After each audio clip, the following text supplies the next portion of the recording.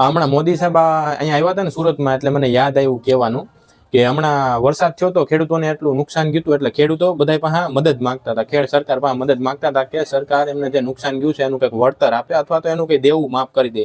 તો કોઈ ગવર્મેન્ટ ધ્યાન નહોતી આપતી.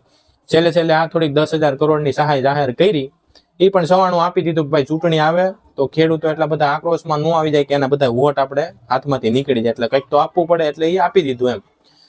પણ હમણાં આપણે મોદી સાહેબ આપણે સુરતમાં અહીંયા આવ્યા હતા કડોદરા રોડે, તો આગળના દિવસે એ રોડેથી હું નીકળો તો ત્યાં મને યાદ આવ્યું કે મારા ગાડીના જમ્પર પૂરા થઈ ગયા એવો રસ્તો હતો. અને એના એક દિવસ પછી જ ત્યાં મોદી સાહેબ આવવાના હતા એટલે એ રસ્તેથી હું નીકળો, તે રોડ એટલે આખા માખણીયા રોડ કરી નાખ્યો. આમ ઘડીક તો હું બીજા દિવસે ત્યાંથી નીકળ્યો એટલે હું વિચારમાં પડી ગયો, ગાડી ઊભી રાખીને મને જોવું પડ્યું. મેં કીધું હું આ બીજા રસ્તે આવી ગયો છું એમ.